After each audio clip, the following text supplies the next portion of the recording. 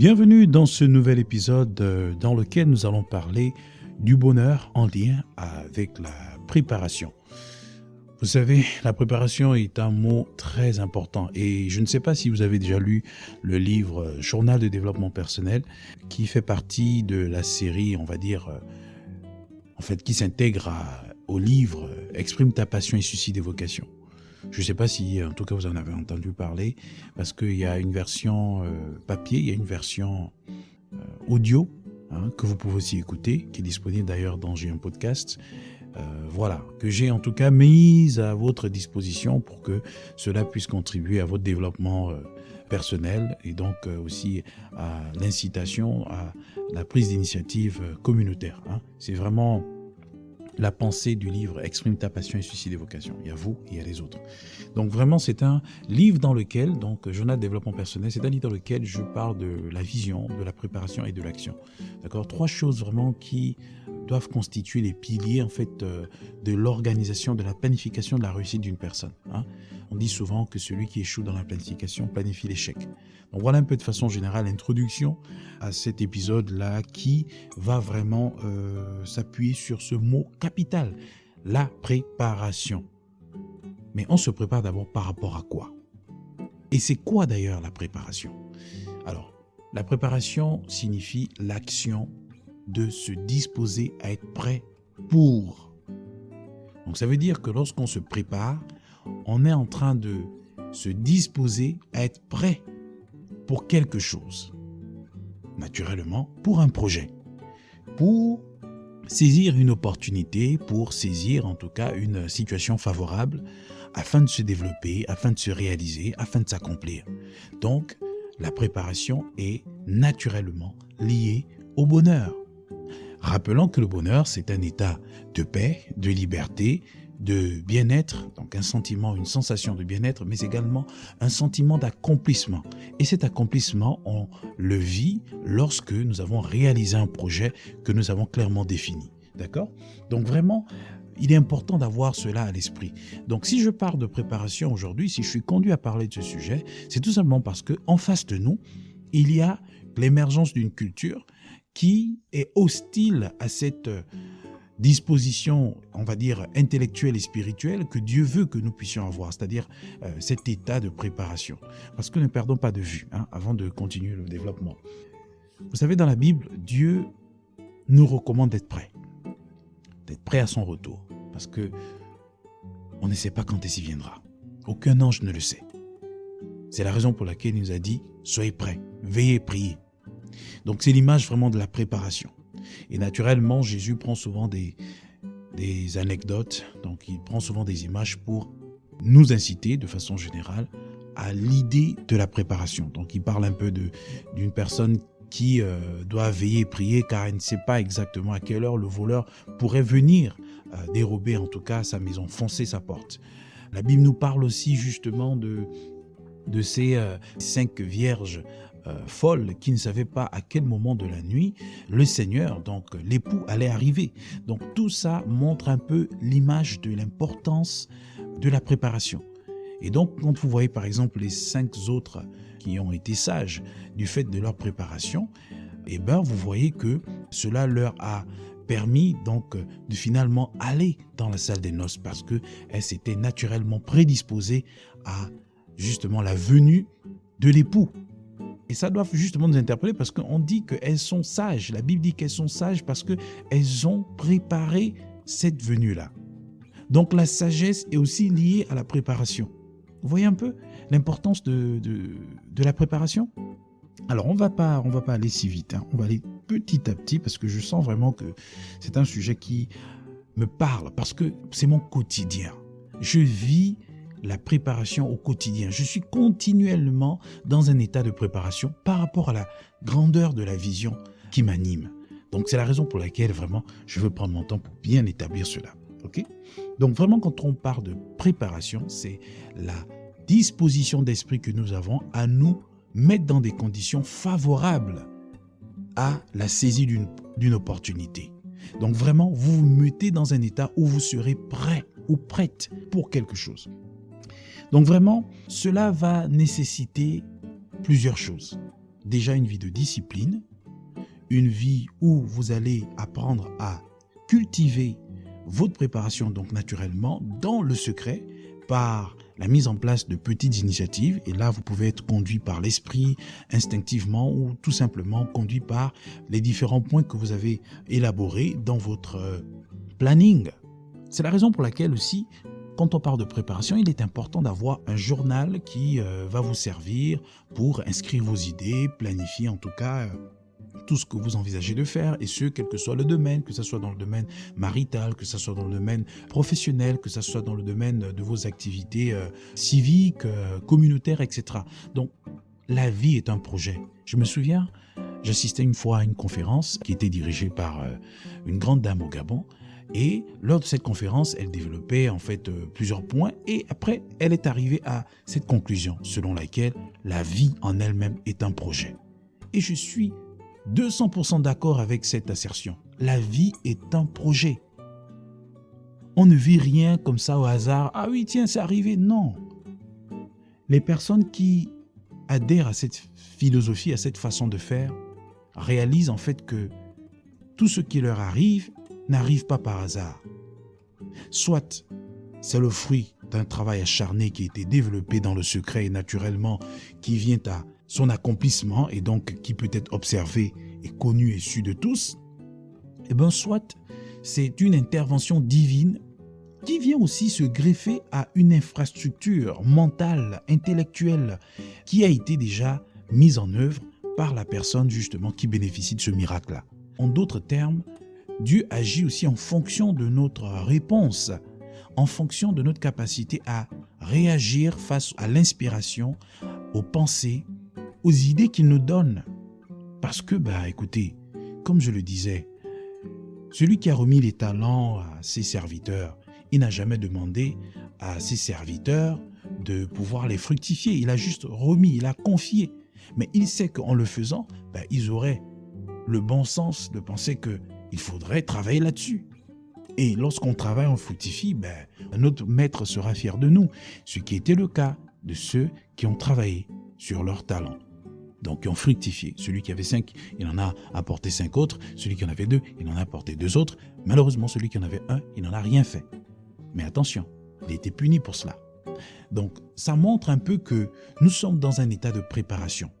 Et la préparation en elle-même, elle nécessite une prise en compte de ce qui est petit, de ce qui est fait à petite échelle, de ce qui est fait dans le secret, de ce qui est fait dans l'impopularité, dans le rejet, dans le dédain, dans la solitude.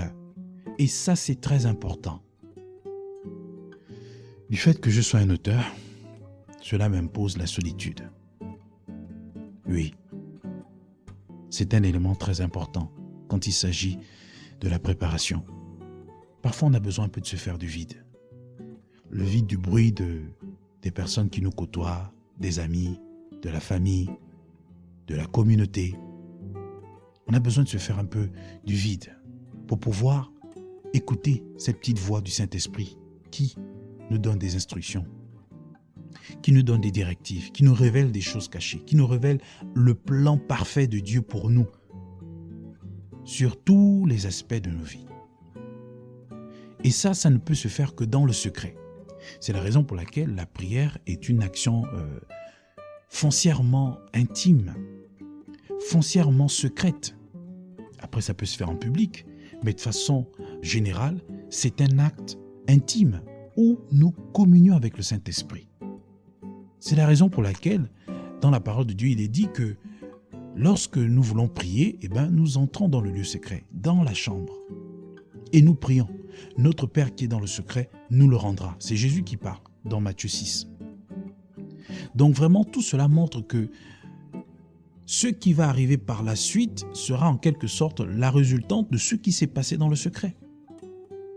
Dieu va exaucer après avoir manifesté cet acte de foi en priant, en recommandant nos situations, en l'invitant à coopérer avec nous, du moins à agir à travers ce que nous faisons pour sa gloire et naturellement pour pouvoir être des personnes accomplies, donc pouvoir véritablement vivre l'accomplissement des projets qui nous sont inspirés par lui. Donc ça, c'est très important. Le secret, la solitude. Ce sont des mots qui doivent faire partie de votre jargon, qui doivent faire partie de notre jargon, parce que bon, moi je le vis. Je le vis franchement, une fois de plus. Tous mes épisodes sont une partie de ma réalité quotidienne en fait. Donc vraiment, je parle de ce que je vis. Donc si vraiment vous m'écoutez dire vous devez le faire, vous devez faire ceci, vous devez faire cela, je ne suis pas en train juste de m'adresser à vous, en train de vous donner des recommandations comme ça, comme si moi je ne suis pas concerné. Non, je suis toujours concerné par ça, mais je le vis tellement que c'est tellement facile pour moi de le partager et donc facilement ça peut arriver de m'exclure dans ce que je dis à travers des phrases, mais en fait, en réalité, je nous encourage tout simplement. Donc vraiment, la vie de solitude, la vie du rejet, du dédain, de la déconsidération. Il y a certaines personnes qui vont vous négliger, qui ne vont pas prendre en compte ce que vous dites, qui vont en fait vraiment vous sous-estimer du fait que vous n'avez pas encore des choses qui peuvent frapper du regard. Et c'est dans cela que la parole de Dieu dit que l'homme regarde à ce qui frappe à l'œil, mais Dieu regarde au cœur. Regardez un peu ce qui s'est passé, les amis, avec David. Lorsque le prophète, je crois Samuel, est venu pour pouvoir établir celui que Dieu avait choisi, lorsqu'il vient voir le père de David. Le père de David va faire quoi? Qu'est-ce qu'il va faire? Il va faire venir tous ses fils, donc du plus grand à celui qui précédait David, donc David qui est le dernier, pour justement suggérer au prophète Samuel des profils, des personnes qui pourraient justement mériter la qualification de Dieu, le choix de Dieu. Et qu'est-ce qui s'est passé? Dieu, par le canal de son serviteur, a dit qu'il manque une personne. Et c'est là où le père de David va faire appeler, donc David va faire venir ce petit. Et c'est à ce moment, justement, que Samuel va dire que voici celui que Dieu a choisi. Donc la sélection de Dieu, le choix de Dieu, la mission que Dieu a pour nous, en fait, n'est pas déterminée par les critères des hommes. Vous voyez? C'est déterminé par les critères de Dieu. Dieu ne regarde pas ce qui frappe à l'œil. Mais qu'est-ce qui s'est passé en fait pour que David soit justement celui-là sur qui Dieu avait mis ses yeux? D'abord, premièrement, parce que c'est la volonté de Dieu, on ne peut pas expliquer ça. Deuxièmement, parce que il remplissait parfaitement les critères de Dieu, pas les critères des hommes, c'est-à-dire qu'il n'avait rien fait qui pouvait mériter cela. Mais troisièmement, je pense, et ça c'est vraiment mon interprétation à moi, je pense que David, l'homme selon le cœur de Dieu, était naturellement prédisposé à être utilisé par Dieu, parce qu'il s'était donné les moyens. C'est-à-dire qu'il apprenait à travailler dans le secret, dans l'intimité, là où personne ne le voit, là où personne ne l'approuve. Ah oui, ça c'est très important, parce que la génération today not today qui veut tout aujourd'hui, qui veut le succès instantané, qui veut labourer, planter, semer, arroser et s'attendre à ce que le fruit soit porté aujourd'hui, c'est une génération en fait qui est hostile aux valeurs bibliques, hostile au fruit de l'esprit qui est la patience par exemple, qui est le fait d'attendre parce qu'il y a un temps pour tout. Donc, vous voyez ces critères-là, David n'était pas justement une personne qui rentrait dans cette case-là. Il apprenait à travailler dans le secret, il apprenait à travailler de façon acharnée, sans attendre la validation, l'approbation des autres. Ça s'est traduit par quoi? Lorsqu'il était attaqué, parce qu'il était berger. Lorsque le lion est venu s'attaquer aux brebis, qu'est-ce qu'il a fait? Il est allé défendre les brebis. Il a tué le lion. Donc il savait prendre soin de l'œuvre de Dieu à petite échelle, dans la dimension du secret. Et vraiment ça, ce sont des leçons de vie. Lorsqu'on se prépare pour revenir à la thématique du jour, on apprend à être fidèle dans les petites choses et notamment dans le secret.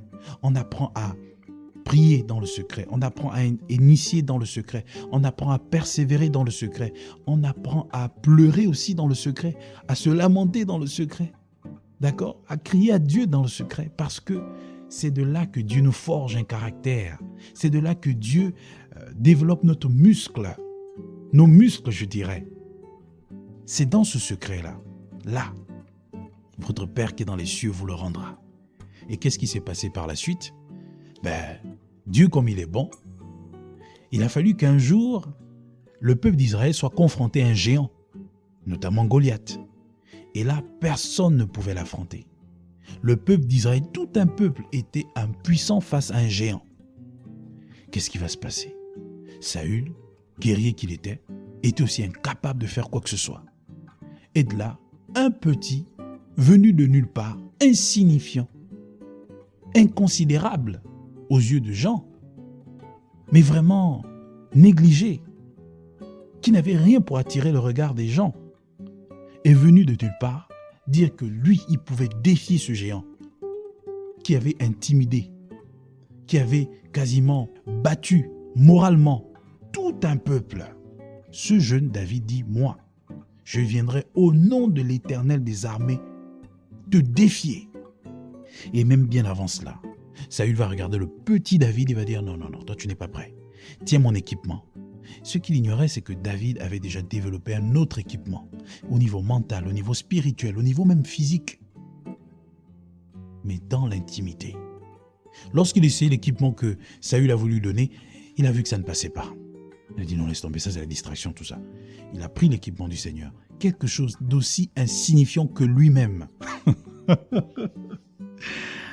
Une petite fronde, une lance-pierre, je ne sais pas si on dit, il a prise. Et là, il est allé au nom de l'Éternel des armées, il a vaincu Goliath.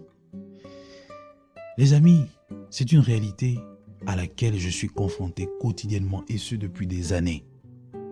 Travailler dans le secret, aller à contre-courant de toutes les considérations des hommes, de la génération actuelle, de cette société dans laquelle on considère juste ce qui frappe du regard. En fait, on considère juste ce qui est à l'opposé de la considération de Dieu. C'est la raison pour laquelle la Bible nous dit « Autant le ciel est éloigné de la terre, autant vos pensées ne sont pas mes pensées, autant vos voix ne sont pas mes voix. » Dieu voit autrement. Le travail, la qualité du travail, le succès pour lequel les gens sont prêts à tout. La Bible nous recommande vraiment une attitude appropriée et tout à fait adéquate. C'est celle de la préparation. C'est une loi. C'est une loi. C'est ça qui nous permet de réussir selon Dieu. On ne peut pas violer les étapes.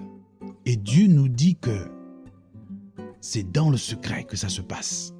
Là, c'est de là que votre Père qui est dans les cieux vous le rendra. Donc vraiment, la préparation est fondamentale, elle est capitale, les amis. La préparation nous donne la victoire avant même le jour du combat. Parce que c'est un état mental. C'est une préparation. Enfin, vous voyez, c'est une préparation. La préparation est une préparation. C'est fou, ça. C'est capital. Usain Bolt, l'homme qui était l'homme le plus rapide, l'athlète le plus rapide de tous les temps, a dit que la victoire, elle se gagne dans les coulisses. C'est pas le jour de la compétition. C'est dans les coulisses que ça se gagne. Et je vous mets au défi. Suivez les interviews des plus grands athlètes que ce monde ait connus.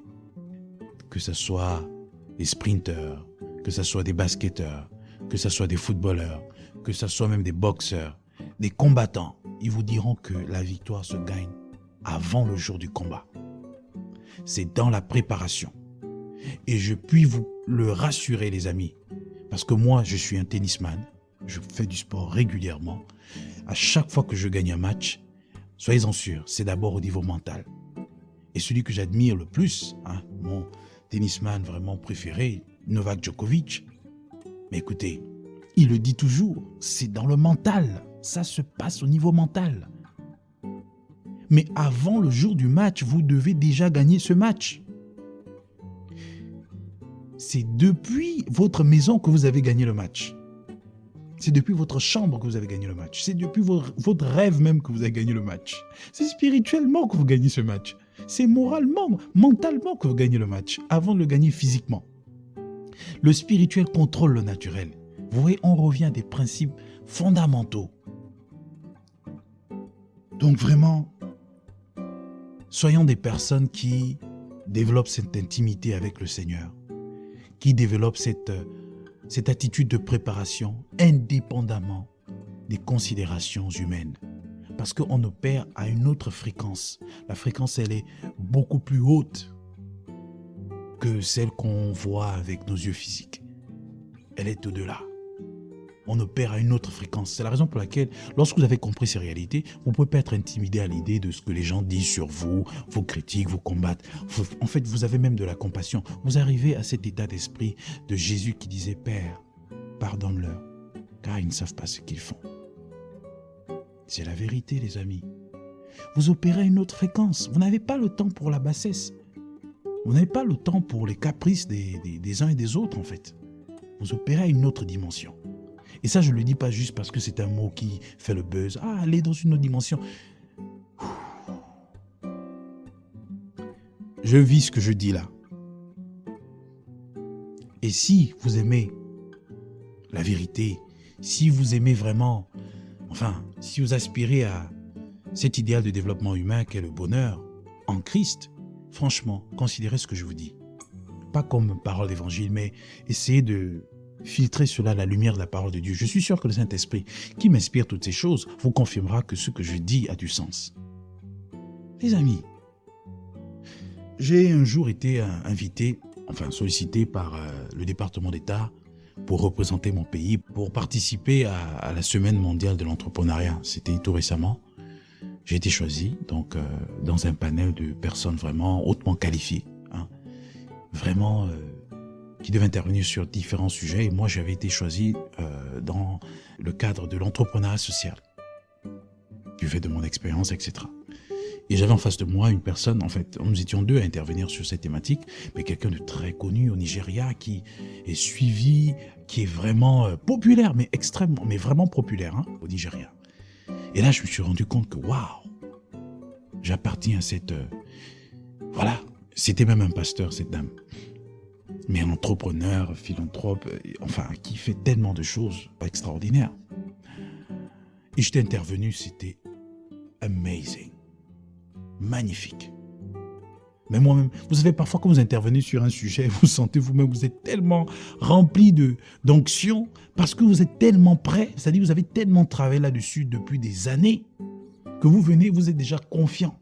C'est-à-dire que même lorsque le caprice charnel veut vous intimider, que la personne en face de vous va peut-être dire des choses mieux que vous, etc. C'est-à-dire le Saint-Esprit me conduisait à aller dans la complémentarité. Donc ce qui fait qu'il n'y avait pas une sorte de concurrence entre les deux intervenants. C'était amazing.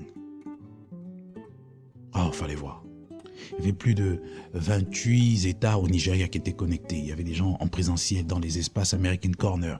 Il y avait le département d'État, l'ambassade des États-Unis au Gabon qui était connectée. Il y avait près de 8 pays en Afrique qui étaient aussi connectés, représentés. Le Lesotho, l'Afrique du Sud, le Cameroun, le Gabon, le Libéria, la Sierra Leone, le Ghana.